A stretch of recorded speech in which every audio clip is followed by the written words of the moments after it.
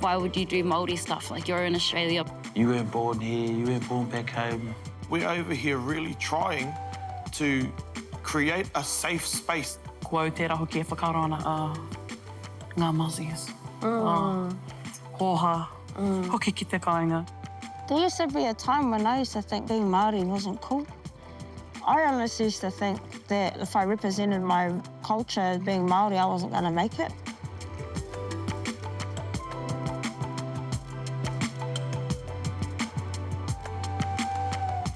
Tēnā tātou kua hui nei tēnei rangi nā te reo karanga o te kaupapa I taua I tātou. He kaupapa whakahirahira, he kaupapa whaimana o roto I te ao Māori nei. Hei oranga mō ngā uri whakaheke tēnā koutou katoa. Ko marae tēnei, ko Miriama Kamoahau. For a long time, Māori have crossed the ditch in search of better jobs and new opportunities. Today, almost 20% of the Māori population call Australia home. But for some, the move comes with challenges like how to stay connected to their Māoritanga. Wananga, reo classes and groups like Te Whare Haka or Naarama are helping to strengthen those ties. Anei, Te Rauhiringa Brown.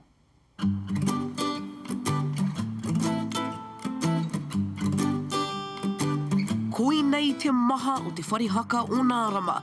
Ara e te hi o te tuarea Māori, noho maina ki te whenua moemoia. Engari, kei tuai te mingo kata, he tāngata e tāmi ai I ngā whiu, me ngā taumahatanga o ngā āwerua. I was ashamed to be Māori. I was really hurt, really hurt. You know, why would you do Māori stuff? Like, you're in Australia. You weren't born here, you weren't born back home. You don't know who you are. You're Aussie. It was pretty much just been hard for me my whole life in terms of balancing both worlds. Just heartbroken, really. I was like, well, I'm no different to you. Like, why are you saying that to me? Like, I'm your own fresh flesh and blood. Not being born and raised back home, not knowing, you know, my whakapapa until I was like 12, all of those things have been like a really big learning challenge for me. He uria kei sīraua ko Jaden no e te hi o ngā whānau Māori o te heke nui, kia hitareiria I ngā te kautau o te waru te kau. Nā te kore mahi me te ngoikore o te tai ohanga I Aotearoa I taua wā, e hia mano Māori I whakawhiti atu I te tai o rehua, ki te whai mahi me te tīmātanga hou. I was born in a suburb in the city called Carlton. My parents actually come over here in the 80s, and I was the first out of my siblings, the last 4 siblings that were born here. Ka hunuku mai ki te whai moni, ki te whai whiako, ki te whai akoranga hou o te ao Pākehā. Who am I? To the visual eye, I am brown. My skin is brown, my hair is brown, my eyes are brown, I am brown. E arotahi ana Casey I tēnei rerenga, ka putako ana rangahau I tōna whakapapa, me tōna takenga I te toi kupu a ngutu kau. When I am on this land, this whenua, I am considered a confusing mixture, a foreigner, or that I'm faking it to feel closer to my culture. E ka rangaranga nā na toi kupu I ngā tikanga, I waiatahi ai I te matatini o te kāhui maunga. Destination, they'd call me a Mozzie, slang word for Māori born in Aussie, which to be honest is kind of insulting.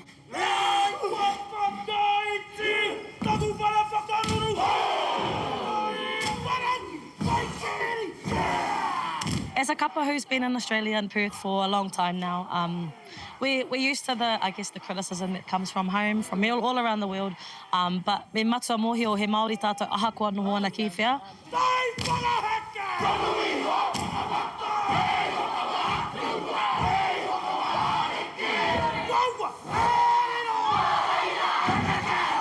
Ko ngā kapa haka oahi tereiria e whakaatu ana I te ngau kino o ngā whiu a o rātou uri I te hau kāinga.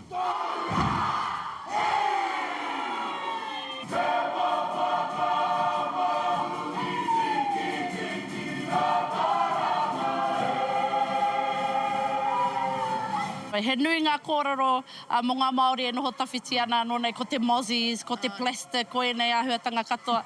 Engari, ki te tai atu koutou ki ahi treire, he nui ngā Māori ngā kau nui ana ki te reo me o nā tikanga. Ana me tuki a te rawe rawe, hei aha te nawe nawe.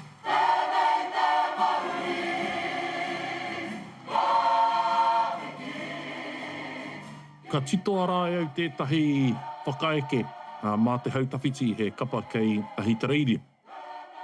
E kōrero ana tērā whakaeke mō ngā hekenga a te Māori.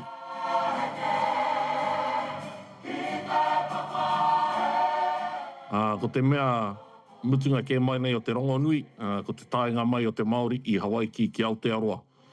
I roto i tērā titonga ka kōrero a haukāre anō ngā karoretanga me ngā hekenga i mutu. Nā te mea i tēnei whakareanga kei te haere tonu te Māori ki tā wāhi. Ka mutu he toko maha tonu i tātou ngā Māori kei Te Rauhiringa e noho atu ana.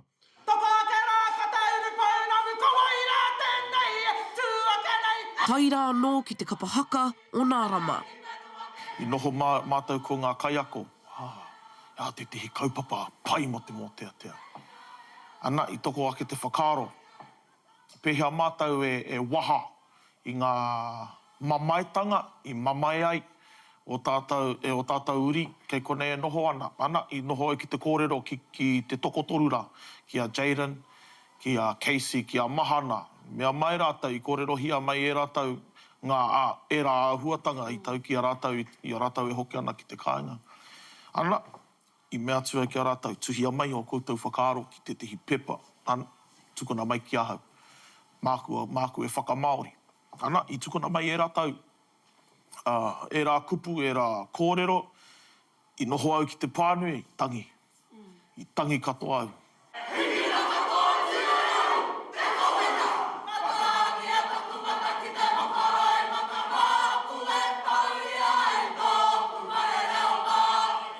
Mo te whiti i whakamutunga. Mea tu au ki aia, pehe au e wrap up, pehe au e summarise tēnei mō teatea, ana ka puta e rā kōrero. Mātua mā, e harano koutou te he. Ahakoa te tāwai me te tiro mākutu, he ahuru mōwai Te Whare Haka o Naarama mō ngā whānau, hei pupuri i ngā tikanga tuku iho. Toru whakareanga o te whānau mai i konei. E noho mātou ki te whakaaro, me pēhea mātou e hanga i tētehi whare ki te poipoi, ki te manaaki, i o tātou huanga kei tēnei taho o te moana e noho ana. Koera te whāinga, koera te take matua o te hanganga o Te Whare Haka o Naarama. I te tau 2023, tua i Te Whare Haka o Naarama i runga i te kotahitanga me te whakaiti mō ngā uri whaioranga. Ko te kapahaka te kauaka e whāngai ai a tātou uri, a tātou tamariki, o tātou whanaunga, ki te reo Māori, ki te ao Māori, ki ngā tikanga. Tino whanga tērā kia tipu te reo ki Wanganui ia. Kia haunei ko te reo Māori, me te ao Māori, engari ko te reo Māori, toku tino aro kia kahake, kia whakarauara anō hoki te reo Māori. I roto e te kapa, engari i roto i a Naarama katoa. It's been inspiring for me to find that true identity of who I am, not only for myself now, but for my tamariki too. I have 5 tamariki who were born here as well, like myself, and just don't want to see them go through the challenges that I had to go through.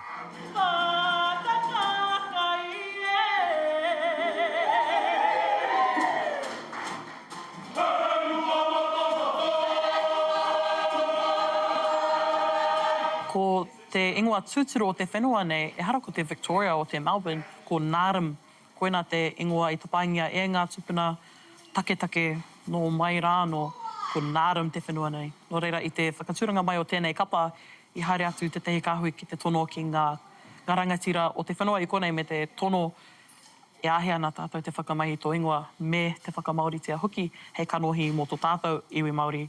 Hei whakatinana hoki i te hononga o tō tātou iwi Māori, ki tō rātou iwi Māori. Ko ngā rārangi o te mōteatea, māku e tauri ai tōku whare reo Māori, māku e pau ai tōku whare tikanga Māori, māku e ora anō ai tōku whare Māori, e kore rā te mamai e tau ki taku pāharakeke. Ko ngā pāharakeke e kōrero tia nei e mātou ko ngā tamariki, engari ko ngā pāharakeke ko ngā uri i whānau mai i konei. Ko te whare hako rāma te hionga, Ko Doug raua ko apakura ngā kaiako o te kapa. I whānau mai raua i Aotearoa, he kōrero Māori hoki raua. I ngā rā o mua, he whakahāwea i te manene Māori i tau whenua, te mahi. Heoi, ko te huri i taua whakaaro tō raua aro nui i nāia nei. Me te whakamanawa i te tangata ki te whai i tōna Māoritanga. Ka pāngia au e te pauri nā te mea, mōhio pūanau, me taku whakapono i ngā tau o mua ko Aotearoa. Ko Aotearoa o e rā Māori e takahia nei te mana o te Māori, kei ahi te reira e noho ana. Ko Aotearoa hoki e whakaaro ana, ngā Māoris. Hoha, hoki ki te kāinga. Ko Aotearoa, e hara au i te anahera. Engari, nā taku hunukutanga mai ki konei, ko kite. Ko rangona e au te hohonutanga o aku kupu o mua, me te mamae i tau ki runga ki aku huanga, ke konei e noho ana. Mā te noho tahi ki tō rātou tā, me te tino ruku ki tō rātou hohonutanga, tū atu i tō rātou tinanatanga. I ruku i o rātou wairua, i o rātou ngākau, Māori. And I am very grateful for Te Whare Haka o Naarama and the community here in Naarama for embracing me when I know I didn't deserve it. But I'm so committed now to ensuring that while I'm here, however long it may be, I'm doing what I can to give the most of what I know te ao Māori to be to these people here. Ko tōku i tino aro ai ko te tongi o tōku kuia te puia. Mahia te mahi he kāinga mo te iwi. Kei au e tehi whiako, e tehi mātauranga mai te kāinga no reira ko tōku mahi. He tohaina e tērā, he whakaako ki te hunga i konei. Kāore i mau i tōku waimarie ki te tupuaki i roto e tā Māori. No reira ko tōku mahi ke ko te awhi. Aira, he nui ngā hua i roto i araua mahi ki te tautoko. I ngā Māori pēnei a Jaden, raua ko Casey. The cultural disconnect has somewhat dwindled down. It's a credit to everyone who has facilitated kaupapa. Mō Jaden, i ki te ake te whaitake o ngā momo tikanga, pēnei te hautapu ki aia no me tōna whānau whānui. I had the privilege of getting to be a part of the kai karakia. That was one of the most amazing journeys that I've ever been on, just to see the turnout of all our Māori people here in Naarama. And the big thing that stood out for me was one of my sisters, Tamariki, who one of her girls actually come up to me after we finished our hautapu and started questioning, or not questioning, but asking me, Uncle, how do we learn more about this stuff? This is one of my little nieces, and for me, it's like, I know what I need to do. I know what my mahi is for my whānau. The direction in which te ao Māori and te reo Māori is travelling here in Naarama has, I think the hautapu was evidence that it has rapidly picked up in the last year, because I don't think we expected that many people to show up. You know, we were sort of on the preparation for maybe it was just going to be our whānau and our respective kapa who come. But there were people over there who'd never even, you know, as you said before, who'd never even done anything te ao Māori. I au e titiro ana i te hapuri ko whakatūhia e rātou, meu i te pātai. Ia hau koutou whakaaro mō tētehi iwi, tētehi ohu Māori e nganana ki te whakatū marae. When we have a tangihanga, it's being held at a house, and we turn that into a marae. I don't think there has to be a wharenui in us for us to call it a marae. You know, tikanga is still tikanga, doesn't matter where we live. For me personally, I would like to go home and learn all our custom practices back on our own marae. Kia hauna ki te whakatū te tehi marae, e hara nā tātou tērā marae. Pea mō ngai ui take ke tērā marae. He oi, e harei te mea he whakatū marae ki tau whenua, te take. He whakamanawa i te tangata ke te mea nui. Kia wā te aia ki te hoki mai ki te hau kāinga. Whiriwhiri anō ai i ngā here tangata. Try to find a facility within yourself to acknowledge that there is work being done over here, and it's for the betterment of our own people so that they find a home when they go home. E mahi ngātahi ai a te ohu me te iwi o Bunarong, I raro I te mana o tō rātou pou, ia Mark Brown. Uncle Mark is one of the most placid and most generous and warming people I've ever met in my life. I thought he was a Māori when I first met him, because it was at a Toitū Te Tiriti March. That was when I first met him. And speaking to him, you know, he speaks so highly of our people. But then this year at the Anzac Day, we watched what happened to him. He got up and did a welcome to country, and he was just racially struck down by so many people there. I'm here to welcome everybody to my father's country. Beautiful Bunurong country. I personally think that our attention should be, if we're going to acquire land to build it, to build a marae, we should be gifting the land back to the home people first. They know that wherever they're welcomed or wherever they've had ceremony performed, they're always welcome on those lands with those people. And that's what it means when I welcome all of my Pacific Islanders brothers and sisters, or any of my Indigenous brothers and sisters from around the world. You know, it means my family gets bigger. All right, and by having a bigger family, by having all these voices that fight for each other. Aoi te pō, ko tātou tērā e kaha patoto nei ana ki tōna koha, hey, you let us know. Ai, mōhio ana rātou nai nei, mōhio ana rātou, kei konei te Whare Haka Naarama. Kia hātau, ki te hau kāinga e mea ana, e hoki ki te kāinga.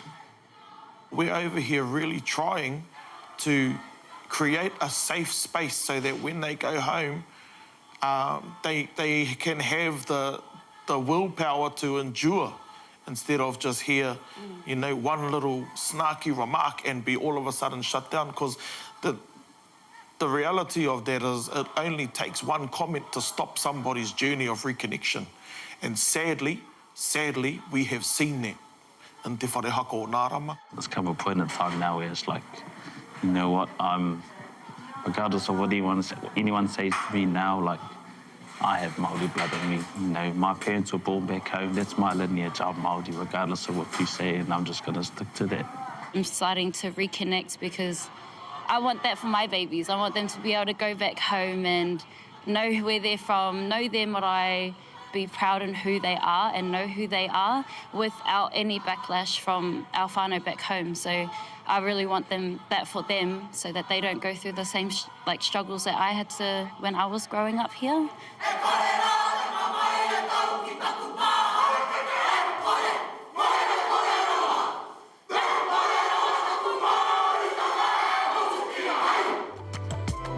She's excelled in both netball and rugby, winning national awards on the field. But after ex-Black Fern Rawinia Everitt hung up her boots, she wanted to give back to her community, and that's exactly what she's been doing in Kaitaia. Irena Smith went to find out what she's been up to and who's benefiting from her mātauranga. Mātai nuku, Mātai rangi, mātai kiuta, mātai kitai, mātai o te rangi, ko te whenua o te wai, tēnei te tohu ka whakairihia, tohu ka whakairihia, tēnei te tohu ka whakataua.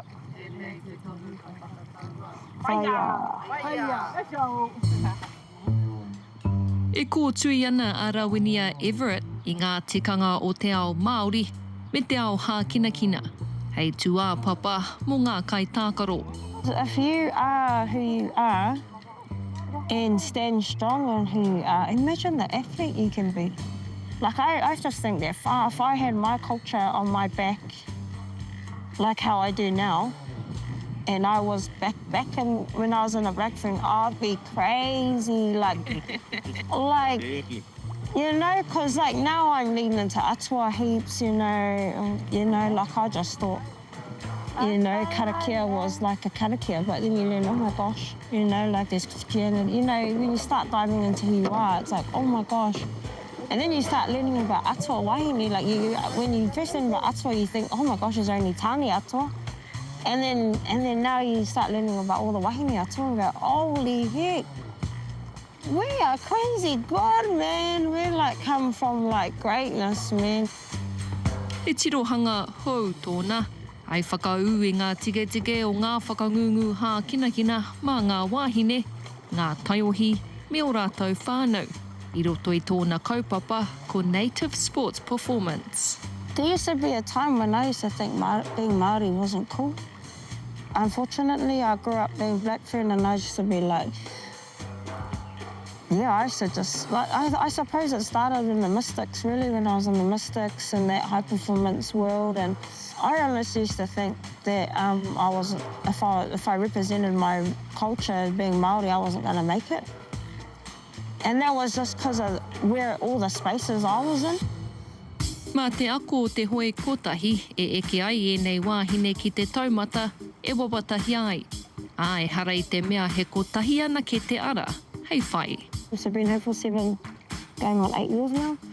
And after I left Hong Kong, come home and yeah, it's just something that's always been in me to give back home. I knew I was going to come home and do something at home, but I didn't know what it was. I knew I had to stay in my own lane with sports and what I know. And yeah, with the high performance, I think that came with me kind of giving our people and knowing our kids that they can achieve greatness.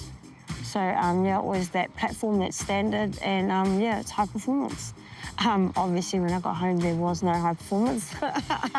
So yeah, then obviously that's where my journey began, of unlearning high performance, getting on the ground with our people and learning what was needed to get them to high performance levels. So yeah, it's been an awesome journey, and also it's a privilege to be able to do it and walk alongside many communities up here that I don't whakapapa to all of them either. So it's been beautiful, really.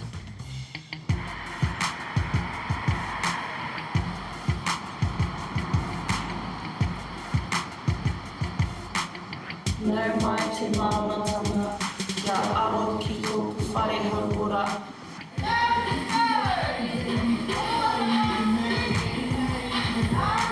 Kei te haurua I te ono karaka I te ata, ka tae ke atu ngā rangatahi nei ki te whare whakapakari tinana. Tīmata ai te aki e te heke o te tōhau ki konei, I runga I ngā tohu o te mātanga.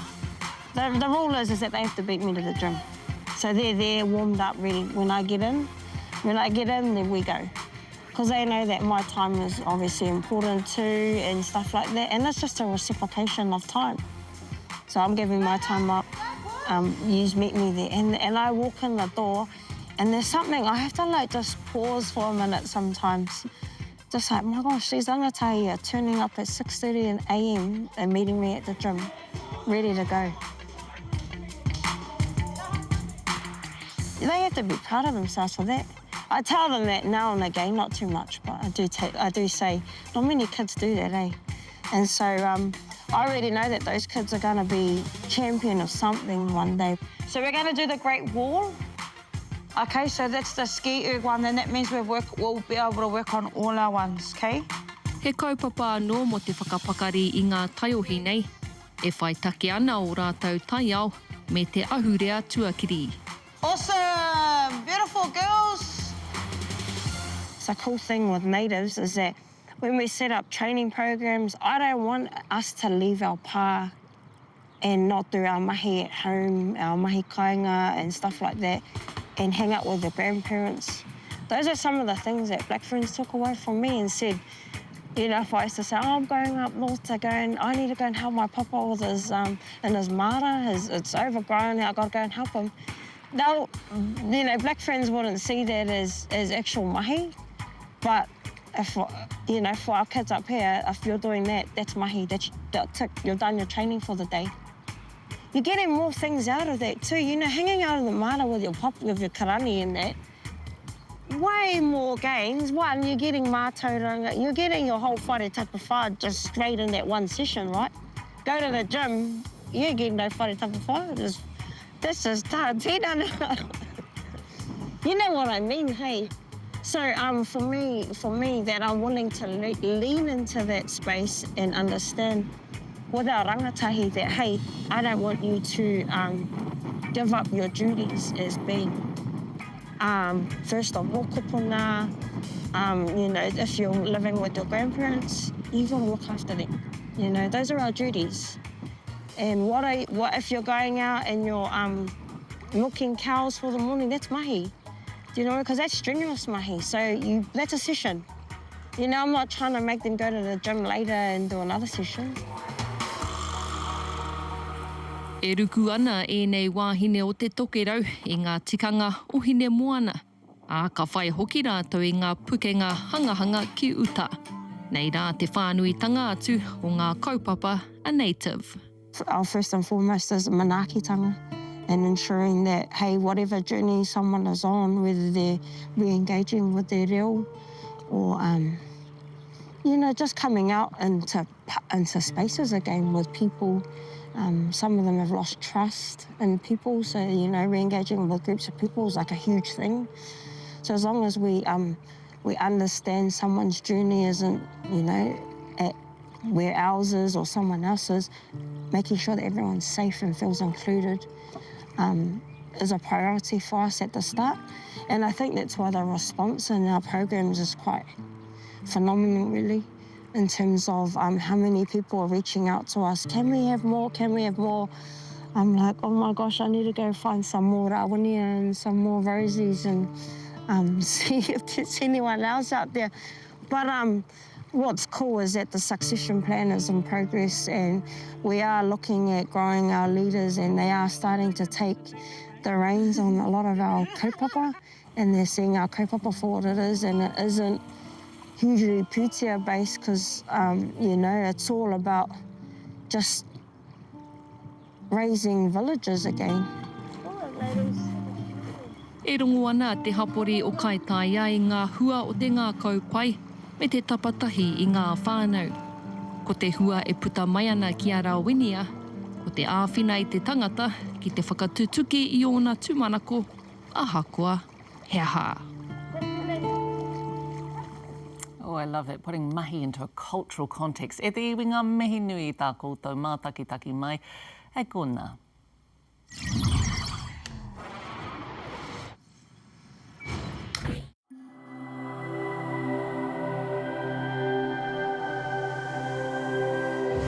Ko te reo, te take.